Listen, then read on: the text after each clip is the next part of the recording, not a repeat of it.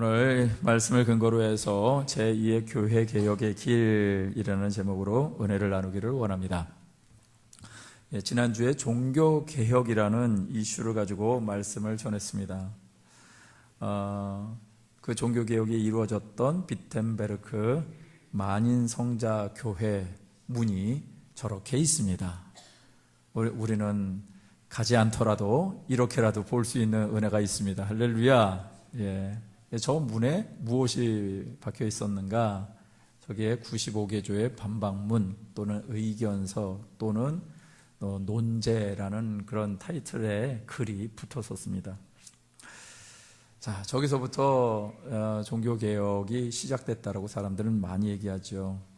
그런데요, 1618년에서 1648년에 현재 체코에 해당되는 보헤미아라는 지역에서 전쟁이 있었습니다.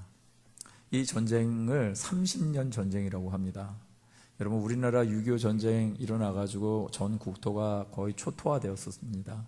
그 기간은 3년 1개월 만에 벌어진 것입니다. 그런데 지금 이 30년의 전쟁이 벌어졌다라고 얘기하고 있습니다. 이 당시에 수많은 희생과 국가적인 손실이 어마어마했었을 것입니다.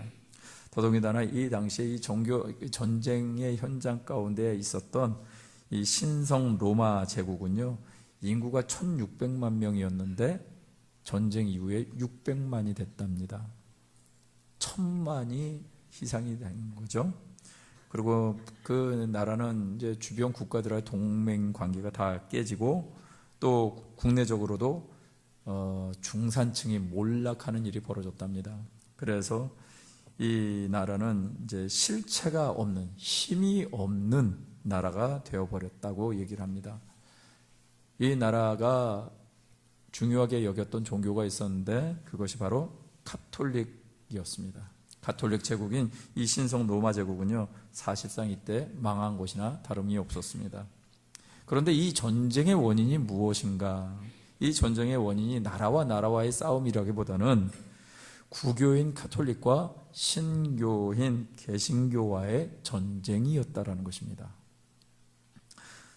성내전을 강조하고 제도화된 교회, 또한 교황은 잘못이 있을 수 없다고 주장하는 무호한 교황 중심의 조직화되어진 가톨릭 교회와 약 1200년간의 이 부패한 교회에 대해서 벗어나고 싶어서 성경 말씀으로 돌아가고자 했던 신교회, 개신교 교회와의 싸움이었다라는 것입니다. 한마디로 말해서 외형적으로 보면 누구와 누구와의 싸움인가요? 기독교와 기독교의 싸움인 거죠.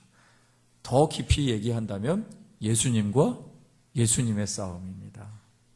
예수님을 믿는 사람들의 싸움이니까 결국은 그들이 무엇을 위해서 기도했겠습니까? 예수님, 우리 편이 되어주시고 우리와 싸워주세요. 이렇게 된 것 아니겠습니까? 성경 중심으로 돌아가자는 개신교 교회조차도 때로는 희생자로, 때로는 가해자로서의 전쟁에 가담했던 것이죠. 신성 로마 제국은요, 루터의 95개조문의 그 반박문을 세상에 알렸던 비텐베르크가 있는 바로 그 나라였습니다.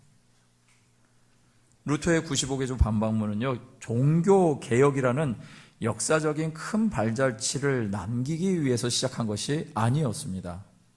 그저 구교회가 이렇게 가면 안 된다라는 생각 속에서 성경 말씀으로 돌아가자라는 것이 본의였지요. 그래서 반박문을 공포한 후에 루터는 이런 생각을 나눴습니다. 나는 어느 누구도 폭력과 피 흘림을 가지고 복음을 위해 싸우는 것을 원치 않는다. 말씀을 통해 세상은 정복되며 말씀을 통해 교회는 구원될 것이고 말씀을 통해 교회는 부흥할 것이다 라고 말했었습니다. 그러나 그의 바람과는 달리 과히 혁명 수준으로 변했고 종교개혁으로 인한 피비린내 나는 전쟁은 곳곳에서 일어나게 됩니다. 오직 믿음으로 구원을 받는다라는 성경적인 진리를 외치고 교회를 개혁하고자 했던 신교가 또다시 자신들의 주장을 위해서 성경의 진리를 위배되는 일들을 저지르게 된 것이죠.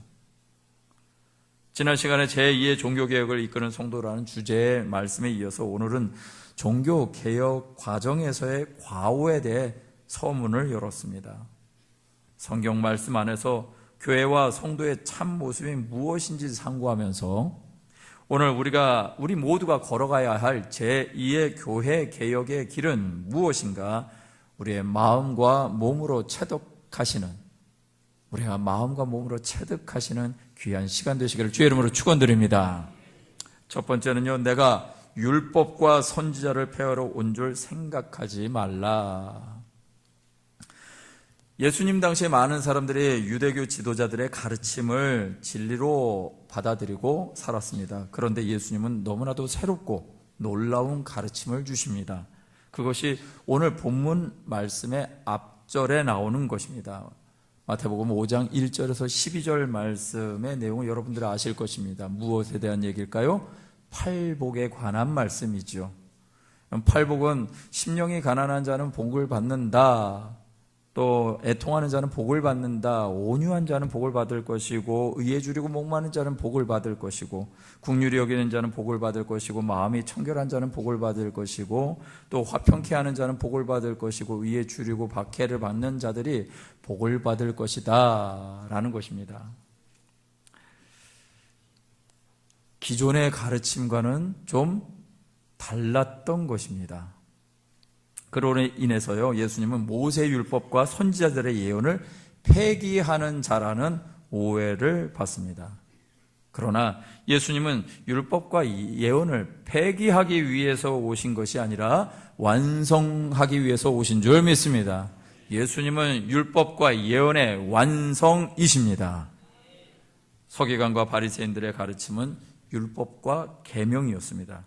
이것을 이행하며 살아야만 한다고 가르치고 그것을 통해서 구원을 받는다고 가르쳤던 것이죠. 그러나 율법은요, 율법을 지키면 지킬수록 그 사람을 교만하게 만들었습니다. 그 반대로 그렇지 못하면 좌절케 하는 종교일 뿐이었습니다. 모세로부터 시작된 계명과 율례가 이스라엘 백성들에게 주어졌을 때 성경은 그들의 모습을 이렇게 말하고 있습니다. 출애굽기 24장 3절 말씀에 보니까요, 모세가 와서 야훼의 모든 말씀과 그의 모든 율례를 백성에게 전하매 그들이 한 소리로 응답하여 이르되 야훼께서 말씀하신 모든 것을 우리가 준행하리이다 라고 말했습니다. 이 말씀의 배경은요, 이스라엘 백성들이 출애굽했습니다. 그리고 하나님의 놀라운 기적으로 말미암아 홍해를 건넌 사건 이후에 시내산에 도착했습니다. 그곳에 도착해서 모세는 하나님을 만나게 되고요, 만남 가운데 십계명을 받게 되죠. 십계명의 말씀을 가져왔을 때 이스라엘 백성들이 자신 넘치게 했던 말이 오늘 저 말씀입니다. 야훼께서 하신 모든 것을 우리가 준행하리이다. 그러나 이런 자신감 넘치는 말 이후에요, 이스라엘 백성들은 바로 광야에서 금송아지를 만듭니다. 여호수아 24장 23절 24절 말씀에도 보니까 여호수아가 이르되 그러면 이제 너희 중에 있는 이방신들을 치워버리고 너희 마음을 이스라엘의 하나님 야훼께로 향하라 하니 백성이 여호수아에게 말하되 우리 하나님 야훼를 우리가 섬기고 그의 목소리를 우리가 청종하리이다 하는지라.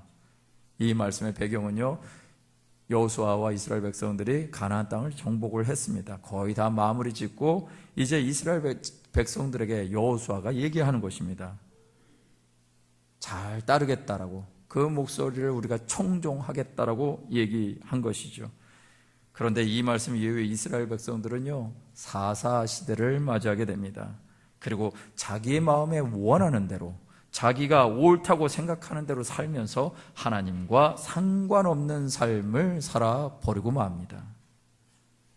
율법과 계명으로 구원을 받을 수 있는 것이 아니라는 것입니다. 사도 바울은 로마서에서 이렇게 말씀하고 있습니다. 로마서 7장 7절에 새 번역으로 된 성경 말씀인데요, 제가 읽어드리겠습니다. 그러면 우리가 무엇이라고 말을 하겠습니까? 율법이 죄입니까? 그럴 수 없습니다. 그러나 율법에 비추어 보지 않았다면 나는 죄가 무엇인지 알지 못하였을 것입니다. 율법에 탐내지 말아라 하지 않았다면 나는 탐심이 무엇인지를 알지 못하였을 것입니다. 여러분, 율법의 목적이 보이십니까? 오늘 말씀해 보니까 율법의 목적이 죄를 깨닫게 하더라라는 것이죠. 그런데 율법을 이루면 복을 받는다고 가르치고, 그렇지 못하면 돌에 맞아 죽어야 된다라고 가르쳐버린 것입니다. 저와 여러분들이 잘 알다시피 가늠하다 현장에서 붙잡힌 한 여인이 어떻게 됐을까요? 율법으로 따지면 돌에 맞아 죽어야만 하지만 예수님을 만난 것입니다. 예수님을 만나니까 어떤 일이 벌어집니까? 살아나는 것이죠. 생명이 보존되는 것이죠. 율법은 죄악을 드러나게 하지만 예수 그리스도는 생명을 얻게 하는 줄 믿습니다. 율법은요, 자기의 의로움을 자랑하게 됩니다. 내가 받을 복을 위해서 종교 생활을 하게 만들지요. 그런 유대 사회에서 예수님은요, 팔복의 말씀을 선포하신 것입니다. 거의 모든 인류가 추구하는 것이 무엇일까요? 가난에서 벗어나서 부한 것입니다. 슬픈 일이 없는 삶을 살고 싶어 합니다. 온유한 성품보다는 강한 카리스마를 가지고 뭔가 앞장서려고 합니다. 가치 있는 일에 갈증을 느끼는 것은 사치라고 말하기도 하지요. 남들을 불쌍히 여기는 이유는 상대적으로 내가 우월한 존재임을 확인하기 위한 수단으로 사용하는 사람들도 있습니다. 마음씨 좋으면 순진해서 이용당한다고 가르치고, 화평케 하는 일이 있어서 그 일을 감당하면 오지랖이 넓다라고 얘기를 합니다. 동성애를 합법화하는 불의한 일들을 보면서 골치 아픈 것이라고 대충 살면서 문제 없기를 바랍니다. 예수님이 말씀하시는 팔복과는 상반되는 삶을 원하는 것이 인생의 바램이더라라는 것이죠. 이런 인간의 바램을 뛰어넘어야 하는 것이 하나님을 믿는 자, 예수 그리스도를 구주로 영접한 자들인 줄 믿습니다. 그렇게 뛰어넘을 수 있는 것은 오직 진정한 개혁의 주체이신 예수님의 길을 걷는 것밖에는 없습니다. 지금 내가 가는 길이, 지금 내가 사는 모습이 예수님이 원하시는 길이며 그분이 원하시는 삶의 모습인가를 고민하시는 저와 여러분 되시기를 주의 이름으로 축원드립니다. 두 번째는요, 이 계명 중에 지극히 작은 것 하나라도 버리고 가르치는 자. 예수님이 말씀하신 계명을 지키는 삶의 경중이 무엇일까요? 큰 일을 하는 것일까요? 예수님이 큰 일을 하면 많이 칭찬하시는가요? 예수님은 작은 일을 하면 혹시 좀 못마땅한 표정으로 애써 소심한 칭찬을 하실까요? 큰 교회를 하면 큰 목회고 작은 교회를 하면 작은 목회일까요? 큰 교회를 하고도 영혼이 가난한 목회를 할 수도 있고요, 작은 교회를 하고도 심령이 부유한 목회를 할 수도 있는 것입니다. 당시 유대교 지도자들은요, 율법 가운데 반드시 지켜야 하는 가장 중요한 율법이 있는 반면에 덜 중요한 것도 있다고 차별적인 태도를 가지고 있었습니다. 오늘날도 그런 생각의 영향을 받아 살아가고 있는 것은 아닐까요? 예수님은 율법 중에 소홀히 여겨도 될 만한 것은 하나도 없음을 분명히 밝히셨습니다. 왜냐하면 율법의 역할 때문입니다. 계명, 다시 말해서 율법의 역할은 무엇인지 좀 전에 말씀을 나눴습니다. 무엇을 깨닫게 한다고요? 죄를 깨닫게 한다고 말씀을 드렸습니다. 성경의 말씀은 놀랍게도 우리가 영웅과 같은 존재가 되라고 말하고 있지 않습니다. 오히려 우리가 죄인이라는 사실을 알아가게 하시는 것이죠. 성경 말씀은 우리가 의인이라고 하지 않습니다. 성경에 나오는 많은 위인들의 시작이든지 결말이든지 모든 사람은 죄인으로 드러나게 됩니다. 유대교 지도자들은 이것을 깨닫지 못했습니다. 그래서 스스로를 의롭게 여기는 것입니다. 당시 유대교 지도자들의 모습이 예수님 보시기에 하나님의 말씀을 문자적으로만 지키고 있는 자들로 보였던 것입니다. 그래서 하나님의 말씀을 잘 지키고 있다고 자부했던 사람들을 향해서 예수님이 말씀하십니다. 마태복음 5장 18절 말씀에 보니까 진실로 너희에게 이르노니 천지가 없어지기 전에는 율법의 1.1획도 결코 없어지지 아니하고 다 이루리라. 할렐루야. 우리 하나님의 말씀은 1.1획도 결코 없어지지 아니하고 다 이루게 되실 줄 믿습니다. 자, 그런데 이 말씀이 무슨 말씀일까요? 인간이 할 수 있는 수준의 말씀은 아닌 것 같습니다. 내가 지금 살고 있는 믿음의 모습에 대해 우리에게 던져주는 말씀은 무엇이냐면 스스로 신앙을 자부하지 말라는 것입니다. 저와 여러분들이 갖고 있는 이 믿음을 자부하는 삶을 살지 않게 되기를 원하시는 것이 우리 주님의 말씀인 줄 믿습니다. 신앙생활을요, 신앙생활을 내가 하면 아이러니하게도 걸려 넘어지게 된다라는 것입니다. 내 경험, 내 판단, 내 결심이면 잘할 거라고 생각했던 모세 시대의 이스라엘 백성들의 결단이나 좀 전에 읽어드린 여호수아 시대의 이스라엘 백성들의 결단 같은 것으로는 이런 삶을 살 수 없다라는 것입니다. 말라기 1장 6절에 보니까요, 내 이름을 멸시하는 제사장들아, 나 만군의 야훼가 너에게 이르기를 아들은 그 아버지를, 종은 그 주인을 공경하나니 내가 아버지일진데 나를 공경함이 어디 있느냐, 내가 주인일진데 나를 두려워함이 어디 있느냐 하나 너희는 이르기를 우리가 어떻게 주의 이름을 멸시하였나이까 하는도다. 이 말라기서의 말씀은 예수님 오시기 전에 400년경에 있었던 말씀입니다. 그런데 그 시대 이후로 하나님의 말씀이 침묵합니다. 그래서 침묵의 시대라고 얘기를 하죠. 침묵의 시기를 하나님이 400년 가까이 가지십니다. 그리고 나서 지금 보니까 뭔가 문제가 있는데 그 문제에 대해서 답을 주시는 분이 누구시다? 400년 이후에 누가 오셔요? 예수님이 오셔서 말씀하고 있는 것입니다.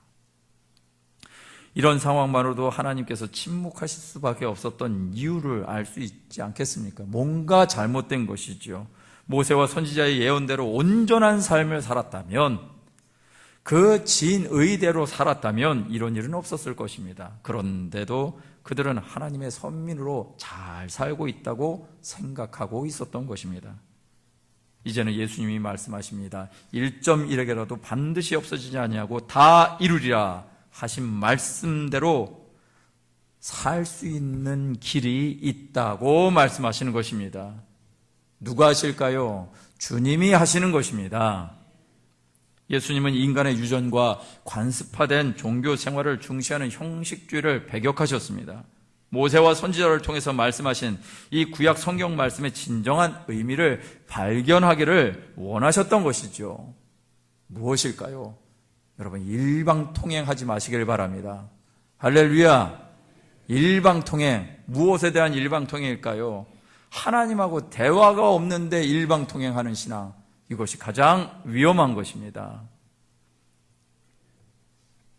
하나님과 대화는 없고 그저 문자적인 명령만 잘 지키면 된다는 것으로 만족해서는 안 된다라는 것입니다. 문제가 뭔가요? 대화가 없는 것입니다. 그러면서 나는 잘 지키고 있고 잘 살고 있다라고 생각하고 있는 것이지요.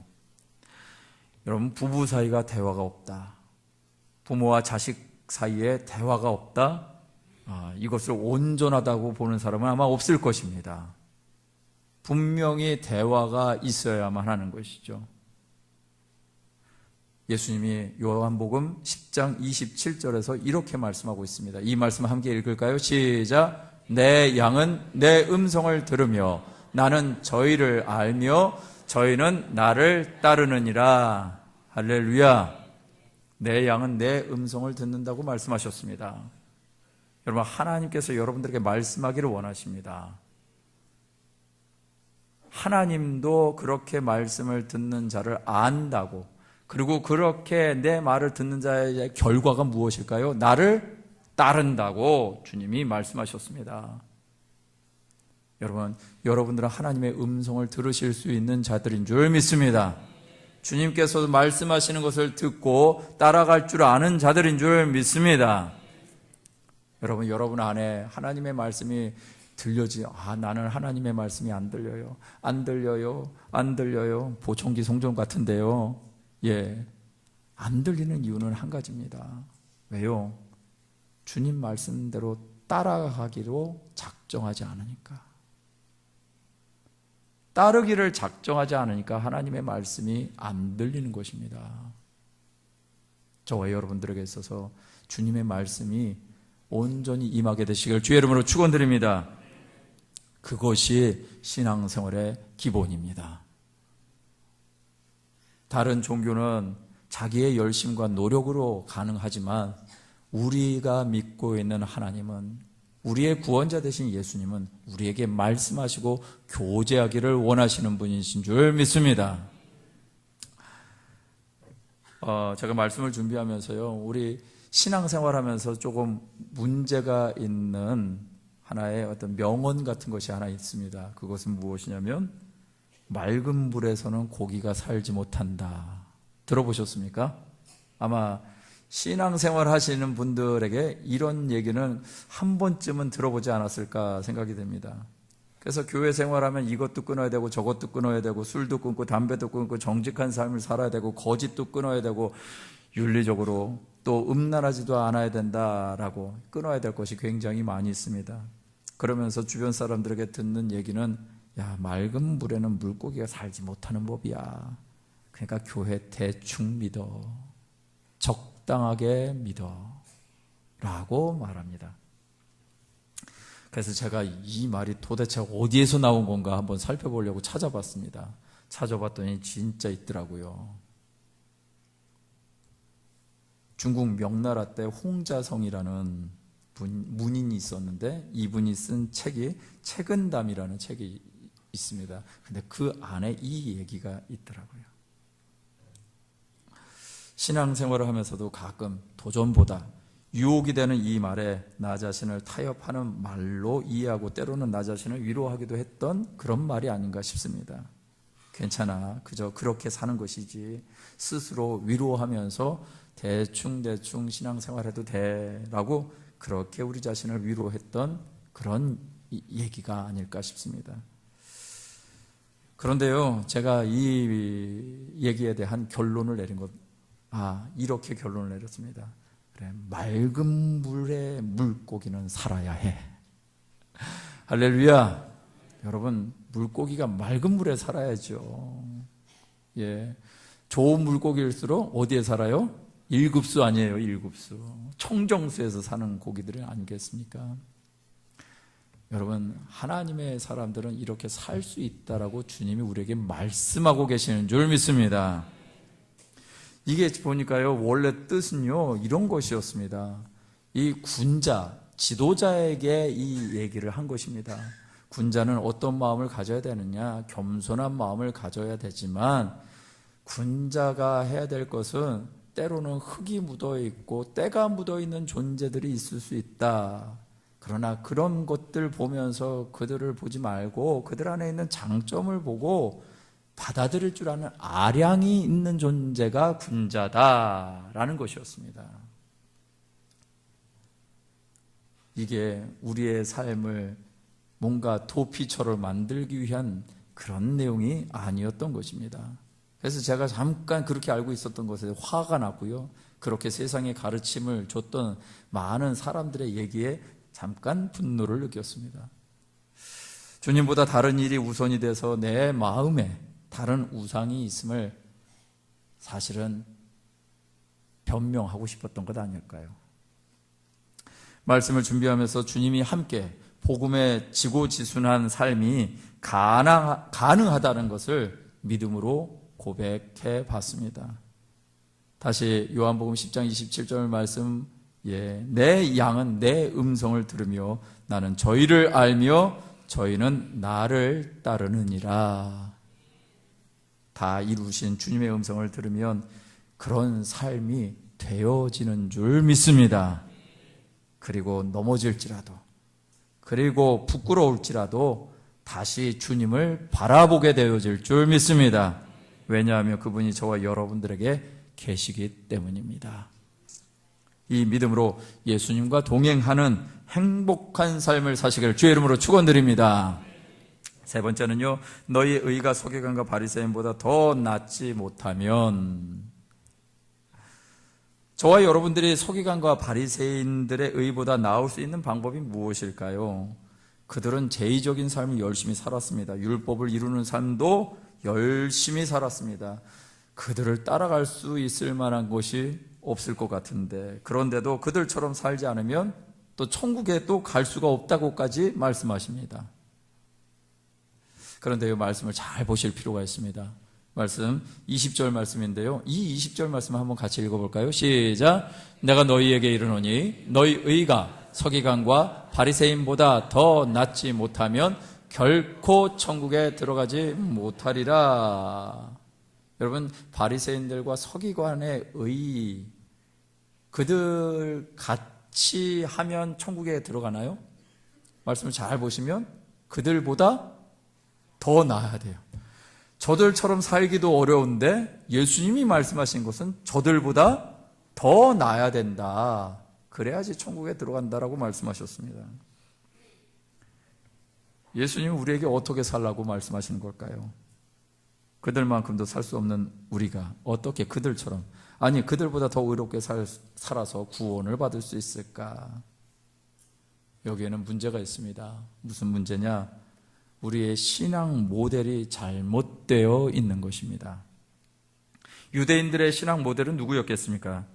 당시 당연하게 모세의 율법을 잘 지키는 서기관과 바리새인이었을 것입니다. 그러나 그런 이들을 향해서 예수님은요, 독사의 자식들이라고 독소를 알리십니다. 왜 그러셨을까요? 서기관과 바리새인들은 외식적이었고요, 하나님이 원하시는 의가 빠져있는 불완전한 의였기 때문입니다. 예레미야 17장 9절에서 11절 말씀에 보니까 만물보다 거짓되고 심히 부패한 것은 마음이라 누가 능히 이를 알리오마는 나 야훼는 심장을 살피며 폐부를 시험하고 각각 그의 행위와 그 행실대로 보응하나니 불의로 치부하는 자는 자고새가 낳지 아니한 알을 품음 같아서 그 중년에 그것이 떠나겠고 마침내 어리석은 자가 되리라. 이 말씀이 인간의 실체라고 하나님이, 야훼 하나님이 말씀하시는 것입니다. 서기관과 바리새인들은 그들의 실체를 지금 모르고 있는 것입니다. 그들보다 낫지 못하면 천국에 들어갈 수 없다고 선언하신 것은 우리의 믿음에 상응하는 삶을 살고 있는가에 대한 의문을 던져주기도 합니다. 어떻게 그들의 의보다 나을 수 있을까? 그들은 문자적으로 또 지식적으로 하나님을 알고 있었지만 정작 있어야 될 것이 없었습니다. 그것이 신명기 6장 5절의 말씀입니다. 이 말씀도 함께 읽어볼까요? 시작. 너는 마음을 다하고 뜻을 다하고 힘을 다하여, 할렐루야. 여러분, 하나님께서 우리에게 율법을 주신 이유가 무엇일까요? 죄를 깨닫게 하는 것과 그 율법을 주신 우리 하나님이 우리를 사랑하신다라는 것 아니겠습니까? 죄악 가운데 사망으로 끝나는 인생 되지 말고 죄를 깨닫고 그 율법을 줌으로 인해서 죄 가운데서 건진받아서 나의 자녀로 나와 함께 살자고 말씀하시는 하나님의 사랑이 그 안에 들어있는 것 아니겠습니까? 오늘 저와 여러분들이 바로 그 하나님의 사랑 발견하게 되시길 주의 이름으로 축원드립니다. 사랑이 없는 신앙생활 하지 말라는 것입니다. 사랑 없이 어떻게 신앙생활 하느냐? 다른 종교들은 사랑이 없어도 신앙생활 할 수 있습니다. 시키는 대로만 하면 되니까요. 고행만, 수행만 하면 되니까요. 그런데 우리가 믿고 있는 것은 사랑이 없으면 안 되는 것입니다. 사랑하면 어떤 일이 벌어질까요? 마음을 쏟게 되어 있습니다. 제가 우리 청년 하나한테 그런 얘기를 들었습니다. 목사님, 요즘에 등산객들이 그렇게 불륜이 많대요. 우리 동네가 그렇게 많은 분들이 오신다네요. 그러면서 하는 말이 거기 가가지고요, 그 여자 누구야? 한 번만 소리쳐보랍니다. 그러면 쫙 갈라질 거랍니다. 이게 우리 그 청년의 입에서 나온 말입니다. 그 젊은 애 눈에서도 이런 것이 보일 정도라면 지금 우리가 겪고 있는 상황은 굉장히 심각한 것이죠. 왜 이런 일이 벌어집니까? 쏟아야 될 때 쏟지 않고 엉뚱한 데 쏟는 것 아니겠습니까?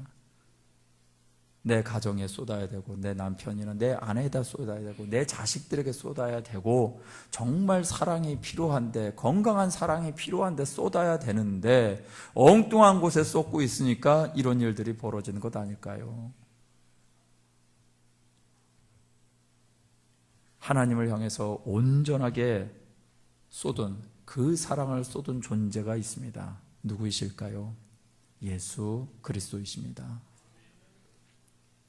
서기관과 바리새인들의 의보다 나은 분이 누구실까요? 예수 그리스도이십니다. 그래서 가능하다라고 말씀하고 있는 것입니다. 그래서 그들의 의보다 나은, 그들의 의보다 낫지 않냐면 절대로 천국에 못 들어간다고 말씀하셨던 것이 바로 이것입니다. 우리는 무엇을 믿는 자일까요? 예수님으로 말미암아 구원을 믿는 자들입니다.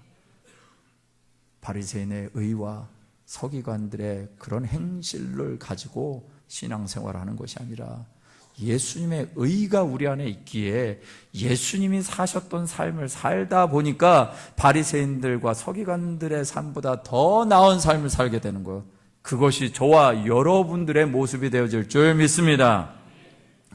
우리가 봐야 될 것, 우리의 믿음의 기준은, 우리의 롤 모델은 사람이 아닙니다.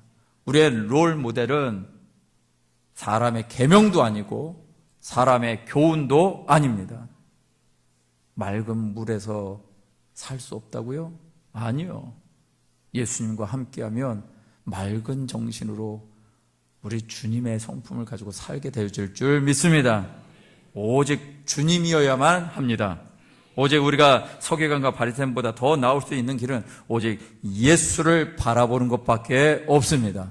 히브리서 12장 2절 말씀 함께 읽어볼까요? 시작. 믿음의 주요 또 온전케 하시는 이인 예수를 바라보자. 저는 그 앞에 있는 즐거움을 위하여 십자가를 참으사 부끄러움을 개의치 아니하시더니 하나님 보좌 우편에 앉으셨느니라. 아멘. 온전케 하시는 이인 예수 그리스도를 24시간 바라보시는 우리 모든 성도님들 되시길 주의 이름으로 축원드립니다.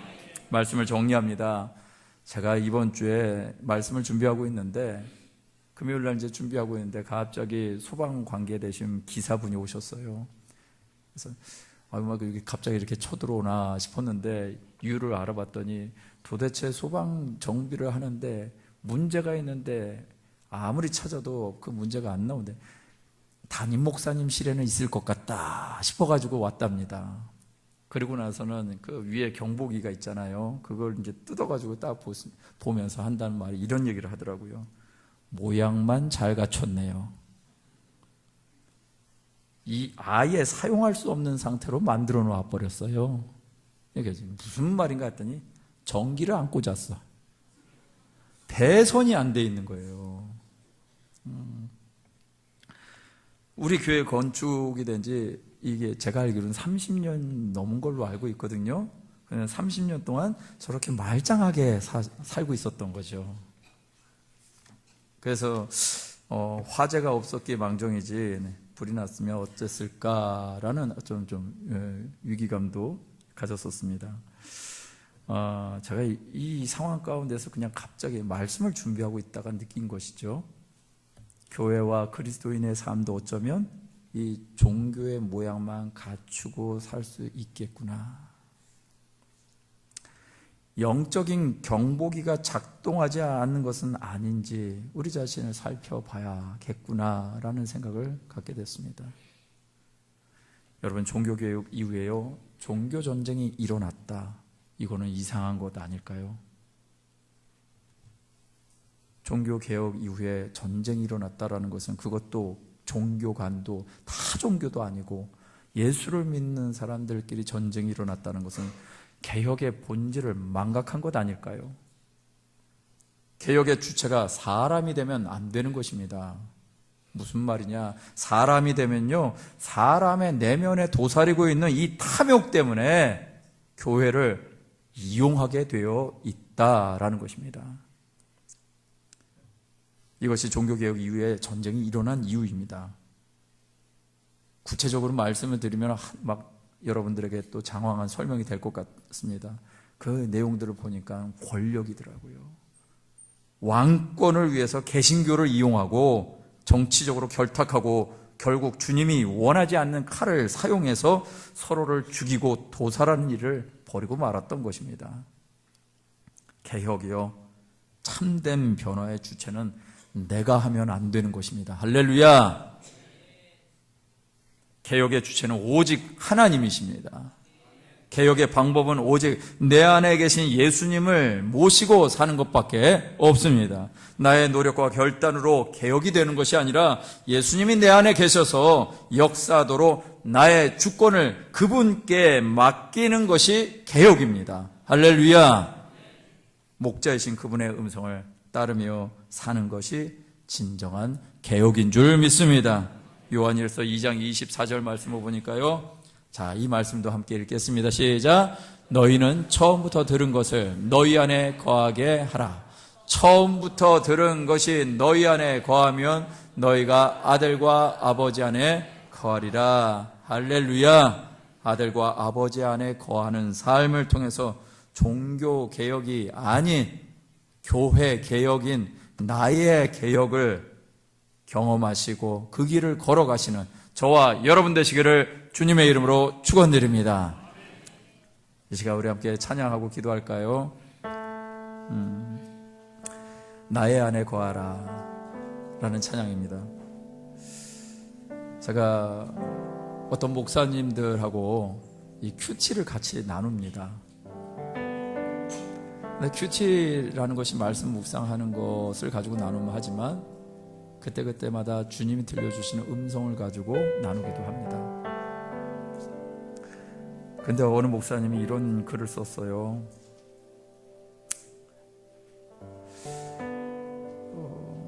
하나님의 언약을 입에 올릴 만큼 신앙인의 모습을 자랑하는 사람, 그런데 내 마음엔 거짓과 음란이 가득합니다. 심지어 눈물을 흘리며 찬양을 부르기도 합니다. 눈도 깜빡 안 하고 원수를 사랑하라고 설교합니다. 이 대목은 제 모습인 것 같습니다.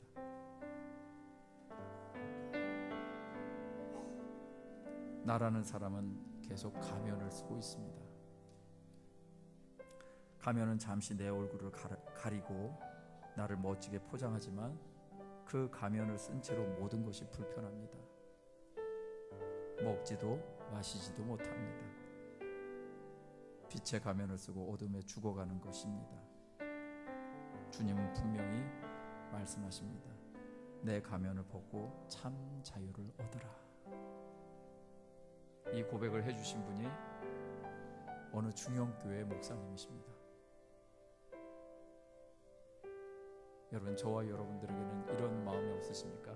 그런데요, 이 마음이 있다면 우리에게는 개혁이 일어나는 것인 줄 믿습니다. 그 개혁, 주님으로 말미암는 변화만이 진정한 것이지 내 노력과 내 열심을 가지고 내가 이룬 공로와 변화는 또다시 나를 위해서 사용하게 되었습니다. 여러분, 오직 주님만 따라가시길 주의 이름으로 축원드립니다. 그분 안에 거할 때만 가능합니다. 나의 안에 거하라. 나는 내 하나님이니 모든 환난 가운데 너를 지키는 자라. 두려워하지 말라. 내가 널 도와주리니 놀라지 말라. 내 손 잡아주리라. 나의 안에 거하라. 나의 안에 거하라. 나는 내 하나님이니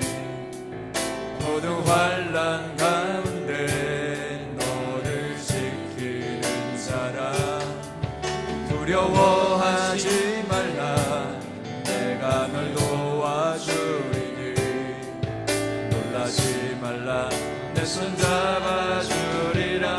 내가 너를 지명하여 내가 너를 지명하여 불렀나니 너는 내 것이라. 내 것이라. 너의 하나님이라. 내가 너를 보배롭고 존귀하게 여기노라. 너를 사랑하는 내 여호와라. 우리 가슴에 손을 얹고 나의 안에 거하라. 나는 내 하나님이니 모든 환난 가운데 너를 지키는 자라. 두려워하지 말라. 내가 널 도와주리니 놀라지 말라. 내 손 잡아주리라. 내가 너를 지명하여 불렀나니 내가 너를 지명하여 불렀나니 너는 내 것이라. 내 것이라. 너의 하나님이라. 내가 너를 보배롭고 존귀하게 여기노라. 너를 사랑하는 내 여호와. 내가 너를 지명하여 불렀나니 내가 너를 지명하여 불렀나니 너는 내 것이라. 아멘. 내 것이라. 너의 하나님이라. 내가 너를 보배롭고 존귀하게 여기노라. 너를 사랑하는 내 여호와라. 이 시간 기도하며 나가실 때 우리의 말씀대로 따라가기를 원합니다. 말씀대로 주의 음성을, 목자이신 주의 음성을 듣기를 원하고 들은 말씀을 따라갈 줄 아는 우리 모두가 되어지기를 원합니다. 세상의 가르침대로 타협하는 인생이 아니라 말씀대로 생명이 있는 삶을 살고 말씀대로 사랑이 있는 삶으로 하나님 앞에 나아가는 우리 모두가 되게 하여 주셔서 이 세상의 가르침을 믿으며 살아가는 우리 모두가 되어지게 달라고 주여 한번 부르시는 통성으로 기도하며 나아갑니다. 주여. 살아계신 하나님, 살아계신 하나님, 오늘도 살아계신 하나님이 우리 안에 일하시고 역사하시는 줄 믿습니다. 하나님의 말씀 안에 힘이 있습니다. 하나님의 말씀 안에 능력이 있습니다. 하나님의 말씀 안에 생명이 있습니다. 하나님의 말씀 안에 사랑이 있습니다. 하나님의 말씀 안에 죄를 미워할 수 있는 능력이 있습니다. 타협하지 말게 하시고 명피용으로 세상의 가르침을 가지고 살아가는 우리가 되지 않게 하여 주시고 오늘 하나님의 말씀이 우리 안에 능력이 되는 것을 경험하는 아버지 하나님, 우리의 수궁교회와 우리 모든 성도인들이 되게 역사해 주시옵소서. 주님이 일하십니다. 주님이 우리 안에 일하십니다. 말씀하시는 하나님 앞에, 말씀하시는 주님 앞에 양과 같이 주의 음성을 듣는 우리 모든 성도님들이 되게 하여 주시옵소서. 아버지 하나님의 은혜를 베풀어 주시옵소서. 지금 이 순간 성령에 운행하여 주시고 아버지 하나님, 우리 한 사람 한 사람의 심령 가운데 머리 위에 운행하시는 성령의 역사가 임하게 하여 주시옵소서. 그래서 주님, 주의 음성을 듣기를 원합니다. 주의 음성을 듣고 주의 길을 걸어가는 진정한 종교 개혁, 진정한 교회 개혁, 나의 삶의 개혁이 이루어지는 아버지 하나님의 은혜가 있기를 간절히 원합니다. 나의 삶에 변화를 주시고 새 힘을 주시고 그 삶을 살아내도록 하시는, 동행하시는 우리 주님의 음성을 듣고 살아가는 모든 우리 예배자들이 되게 도와주시옵소서. 아버지 하나님이여, 우리의 삶에 결단이 있기를 원합니다. 결단이 있기를 원합니다.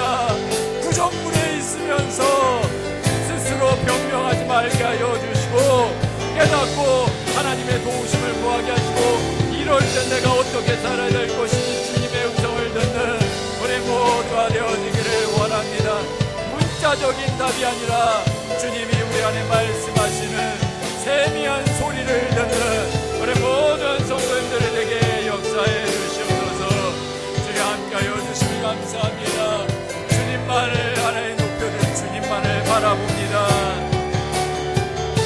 내가 너를 지명하여 불렀나니 너는 내 것이라.